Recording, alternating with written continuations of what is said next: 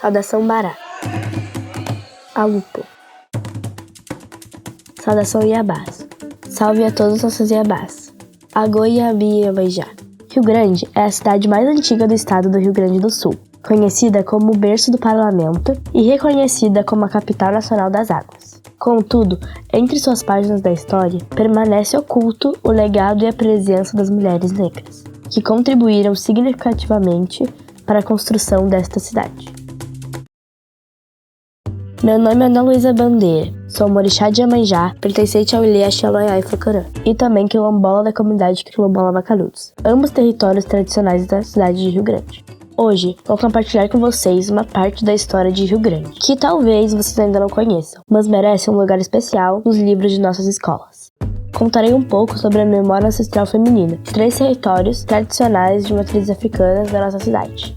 Venham comigo neste caminho de memória viva ancestral. Comunidade quilombola Macanudos. A única comunidade quilombola da cidade de Rio Grande. Liderada por Cláudia Amara e Chalene Bandeira. Herança ancestral de Vascelina Amaral.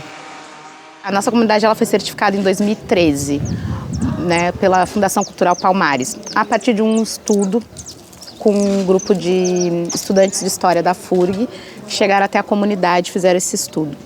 Depois da certificação em 2013, a gente passou a entender também o que era esse quilombola, porque a gente sempre soube que a gente era macanudos. Então, quando eu saio na rua, as pessoas, ela vai a filha da Vera Macanuda.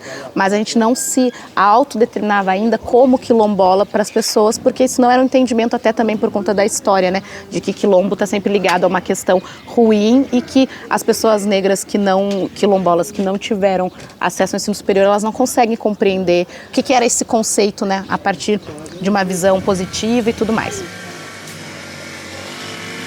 Esse prédio ele foi pensado, ele é a primeira sede da saúde quilombola do estado. Ele é um prédio não que é sede da comunidade quilombola, ele é sede da saúde, porque a gente entende a importância da saúde para nós. Saúde vem de território. Então a gente escolhe esse lugar aqui. A gente está com o processo de titulação aberto. Antes desse processo de titulação ter sido aberto também por conta desses conflitos, a prefeitura nos cedeu esse terreno e antes queriam fazer ali no posto de saúde que é aqui do lado. E a gente não queria por uma questão de território e de autonomia. As comunidades quilombolas são quilombolas porque são autônomas, não faria sentido fazer ali. Então a gente reúne toda a comunidade e aí a gente fala o que a gente quer. A gente queria um lugar para se encontrar, um lugar para ter as nossas práticas, um lugar para conversar, lá dentro tá todo mundo conversando, né, para comer, para dançar, para fazer nossas coisas. Eles já entregaram mal feita, né? Já entregaram toda mal feita. Coisas que eles teriam que botar uma sustentação ali, eles não colocaram como... Por não entender, talvez, de obra e falta de interesse também. Porque a gente vê que muita coisa aqui foi falta de interesse. Eu acredito que foi muito daquilo. Por que o nego tem tanto dinheiro na mão? Que eles, quando questionaram isso de por que não levar essa verba para a UPA. E aí eles fizeram de qualquer jeito. E que vão ter muitas coisas aqui que a gente vai ter que arrumar. Mas... era isso aqui ou esse dinheiro ia sumir como...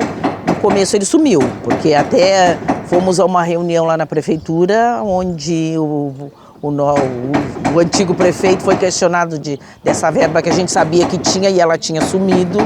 E ele dizia que o gato tinha comido. E aí o nome dessa sede, inclusive, é Vascelina, que Vascelina é a minha bisavó. Ela era parteira na comunidade. Muitas das pessoas que estavam aqui hoje nasceram, né, através da avó que fez o parto. E a gente coloca o nome dela também como memória, né? Essas nossas mais velhas, elas sempre vão na reunião, né? Então a dona Marta, minha mãe, a Vera, e a minha tia Zumira, né? Tia Mica, que a gente chamava, ela sempre estava em todas as reuniões. Então essa minha tia, ela estava sempre me cobrando muito. Tá, e aí, cadê nossa sede, cadê nossas coisas? Porque eu sou uma das lideranças da comunidade, mas isso é um papel de quem vai à frente fazer algumas coisas, mas quem de fato decide e define muitas das coisas são os nossos mais velhos. Ela morre antes que a sede seja entregue.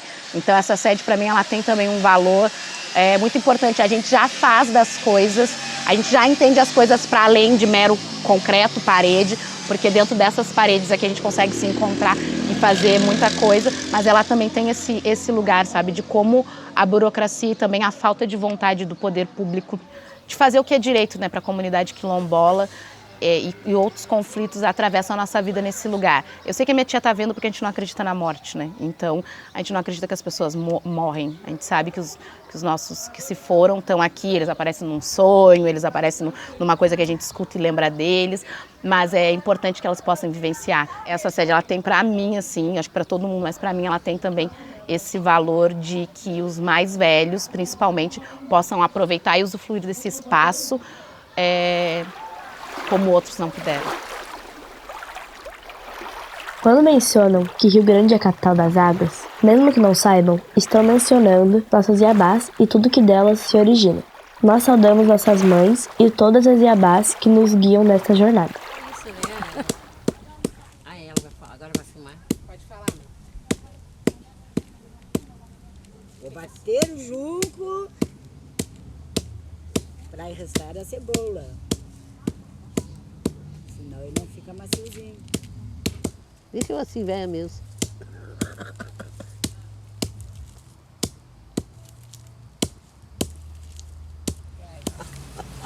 Agora bota, põe no sol para secar.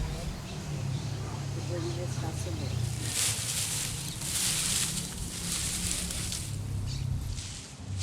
Até achei que eu nem sabia mais. Mas tu sabe sim. Achei que eu tinha aprendido. Não, a gente aprende. Tem que ter mais ou menos pra... É que nem andar de bicicleta, né? Que você aprende e não desaprende mais. A gente trabalhava na safra, a cebola só saía assim. Eles não vendiam, era só enrestar. Já trabalhava no galpão dos outros. Lá na Quitéria. Na Quitéria, né? Qualquer lugar a gente ia. Era turma. Não, a gente plantava. E plantava também. A gente tinha uma chacrinha que a gente plantava também. Quando acabava em casa, a gente ia. Exatamente. Linda. Ó.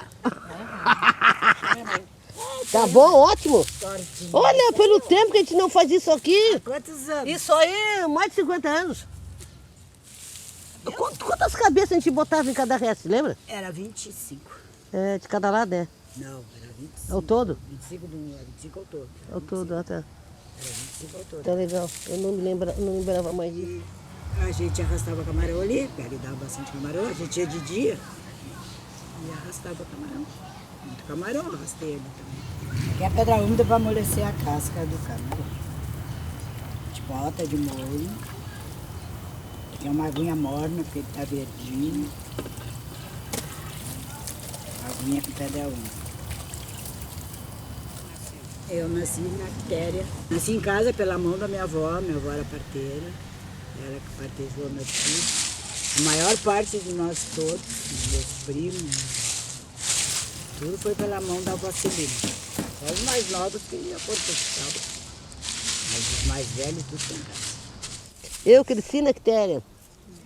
Melhor lugar que eu morei até hoje. Tu não acha, Vera? Ah, lá era bom. Eu. Antigamente era bom. É, né? Quando se criou. A gente tirava água de poça, a gente lavava no valo, assim, tipo, descia a barranca e lá no valo lavar roupa. A água chegava a ser azul. Tinha que subir para trazer água para casa, que não tinha água assim, só abria a torneira, tem água. Depois a gente foi para as fábricas trabalhar, porque não tinha mais.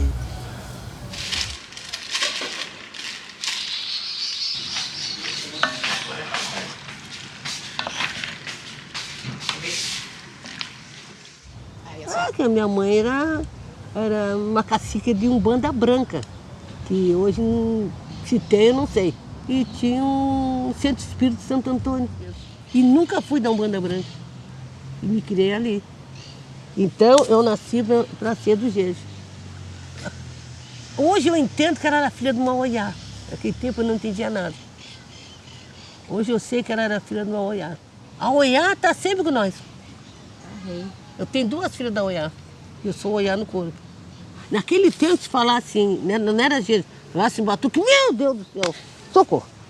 Naquele tempo eles não sabiam, né, tia? Não sabia o nome, a Ninguém, nomenclatura a gente não sabia nada disso aí, sabia que a minha mãe tinha... nem Oiá sabia, de Santo Antônio. nem entendia que ela era... Hoje eu entendo que ela era da Oiá. Nem ela soube nunca que ela foi da Oiá ou não foi da Oiá. Hoje eu entendo como ela era, o que aconteceu, e a Oiá está sempre com nós ali, agarrada com nós, que eu entendo que... E olhar 2 vezes, olhar na cabeça dela e olhar que cuidava do congá dela.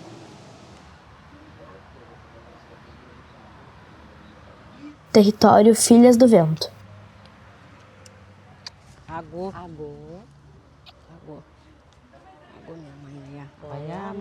Um território preservado sob a liderança da autoridade civilizatória Iá Liliede de Oiá. Herança ancestral de Teresa de Oiá.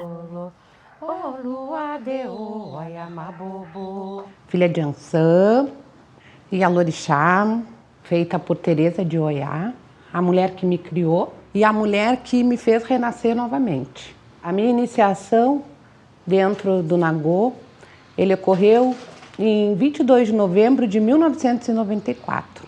Pedindo à Senhora que nos mantenha firme e forte e com sabedoria, para que a gente possa continuar a nossa caminhada, sempre regida por todas as ancestralidades, né? Por todas as nossas mais velhas que nos trouxeram e nos constituíram, pedindo a licença para a obrigação no dia de hoje que está se iniciando. Oxê, oxê, oxê, oxê, oxê. Felicidade, minha filhada. Que nós possamos ter muitos anos juntas, para a gente poder cumprir o que foi dado por esse grande Pai Maior, grande Pai Oxalá, e todos os nossos orixás e nossas grandes mães. Que o que nos uniu, nada nos desuna. Que a gente consiga até o fim. Como o fim não existe para a gente, sempre vai continuar. Enquanto a minha avó estava viva, eu fazia tudo para ela, cumpria tudo com ela. Hoje ela não está fisicamente aqui, mas como eu disse, eu tenho a minha outra Oiá. Segue a mesma maneira. Cada uma tem um conhecimento da sua maneira. A minha avó tinha um conhecimento de uma vida toda que me falava as mesmas coisas que a minha madrinha tem um outro conhecimento hoje, nos dias de hoje, né? Que naquele tempo lá, em 1900, a gente não tinha esse conhecimento de hoje, né? De poder ler, de poder, né, participar, de poder ir aqui, poder ir ali, né? Então, para mim, elas são tudo. Não é só estar aqui na porta. Por trás disso, por trás dos bastidores, tem muita coisa, né? Então, a gente não é só uma Iá quando a gente está na festa, no culto, né? Nós somos Iá 24 horas por dia.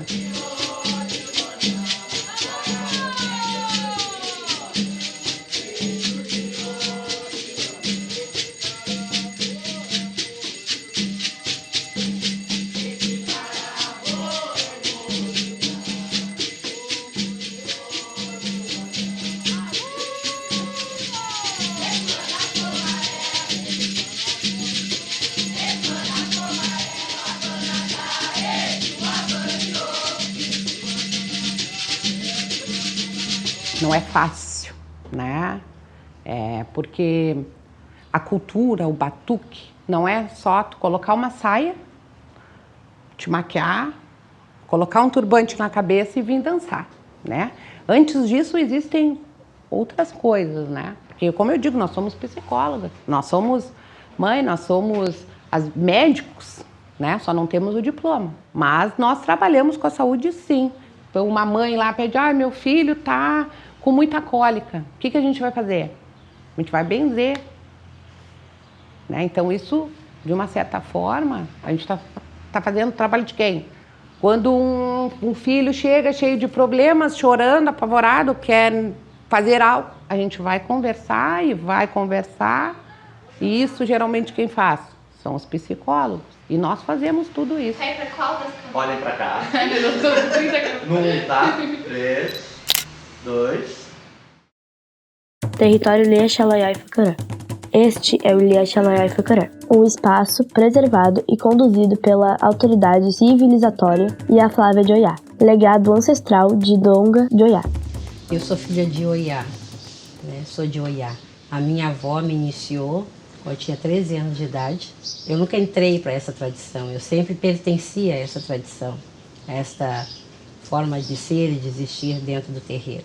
Então, a gente nasce dentro de uma casa que tem uma tradição, né, da cultura africana e que se torna pertencente a ela. O terreiro ele é matriarcal, né? E essas mulheres têm uma vida de luta, de batalha diária, que ela tem que quebrar entre o terreiro, a realidade do terreiro, a luta do dia a dia, de ter que estar prestando conta ali com seu axé, tem todo o processo. Tem que sair para um trabalho, chegar em casa e criar seus próprios filhos, desde a alimentação ao cuidado da casa, dividir todo o seu tempo e ainda dividir o tempo com as pessoas que batem à sua porta a qualquer hora, a qualquer momento. É diferente porque muitas vezes os homens dentro do Batuque do Rio Grande do Sul, até pela dificuldade de emprego muitas vezes, os homens de axé eles ficavam muito mais dentro das casas, ganhando seu axé dentro do seu jogo de búzio, mas as mulheres saíam para a fábrica para trabalhar, como a minha avó, como outras tantas Yalorixás, tempo da Swift, das outras fábricas também de peixe. Essas mulheres elas saíram desta realidade, essas mulheres de axé, que vinham do trabalho duro e que tinham que ter conhecimento, sabedoria e resistência para chegar dentro do seu axé, da sua casa, porque o axé, a casa, o terreiro é a sua casa, a sua moradia. E tinham que resistir a tudo sem cansaço, ou seja, ignorar o cansaço, deixar de lado e continuar fazendo o processo todo dentro do terreiro, que é acolhimento, muitas vezes as obrigações, os deveres com as cabeças, com os filhos, atender qualquer tipo de necessidade que batia a porta. Eu tenho que resistir, né? Eu tenho que fazer valer o valor da mulher, né? É como eu disse, o terreiro ele é matriarcal, a gente tem que ouvir o que o orixá, o que os orixás vão dizer, independente de eu ser uma mulher ou não, né? Mas eu fui escolhida para estar nessa continuidade.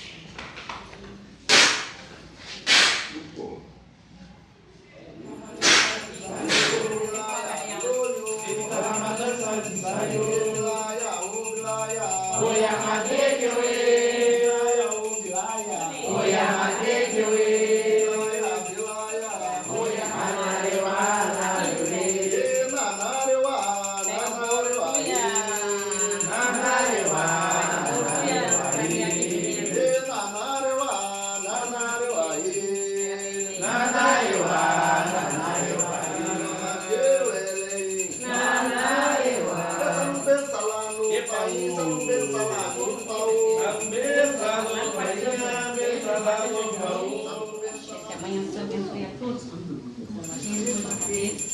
Que a minha mãe abençoe e proteja todos vocês. Debaixo da saia dela, para ser protegido.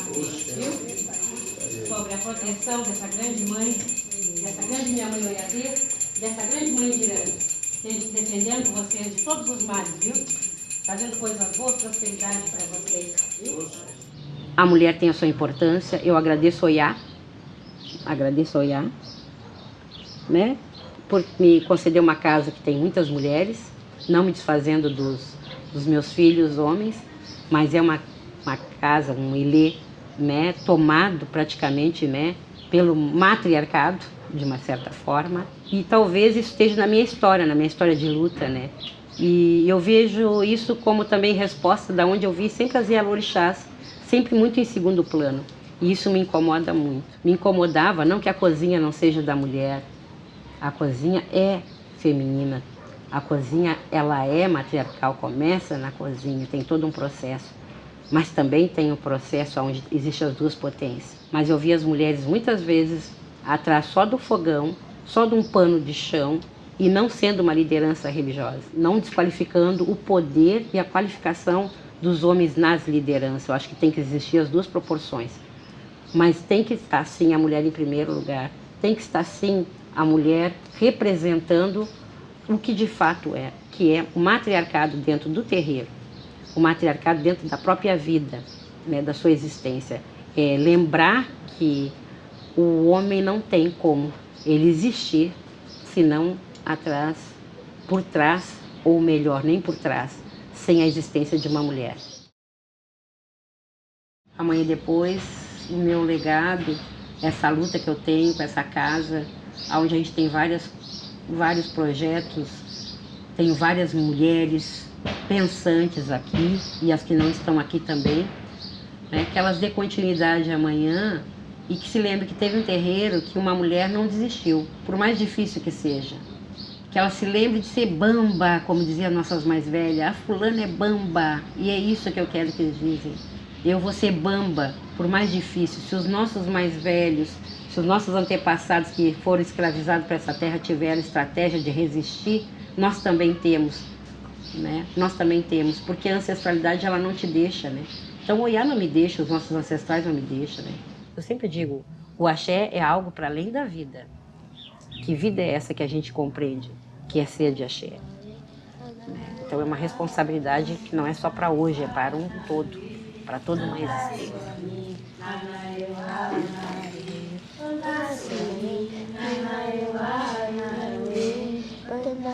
Sou uma semente, assim como as outras crianças, germinamos nessas terras, regadas pela sabedoria de nossas mais velhas. Juntas, brotamos coletivamente a continuidade do nosso povo.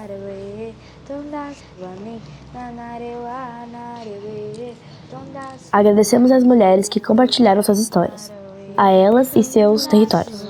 Que a grandeza e os sorrisos permaneçam vivos. No entanto, por aqui, a nossa luta continuará para garantir que crianças como eu e aquelas que ainda estão por vir encontrem um lugar seguro para viver, continuando a construir uma história positiva sobre si mesma e seu próprio povo, fundamentada nos saberes ancestrais e contra-coloniais. Falamos de dores e alegrias, mas, diariamente, nós, povos quilombolas e de axé, lutamos pela nossa existência coletiva. E nós, quilombolas, lutamos pela retomada do nosso território. Lutamos enquanto comunidades, ao lado dos homens, mais a importância e a força matriarcal que vem de nossas mulheres, da nossa ancestralidade, das águas, da terra e dos ventos, nos fazem resistir a cada dia. É impossível ser mulher negra e escolher não lutar. Vamos na batucada, bater tambor,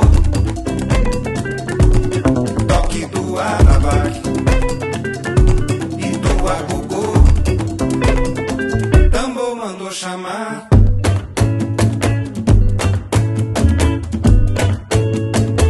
tambor mandou chamar.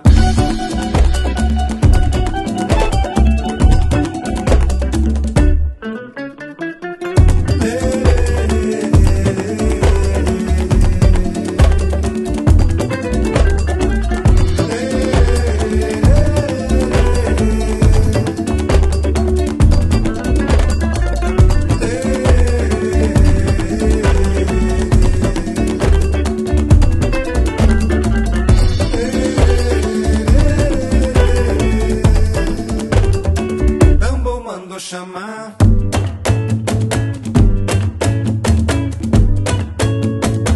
tambor mandou chamar.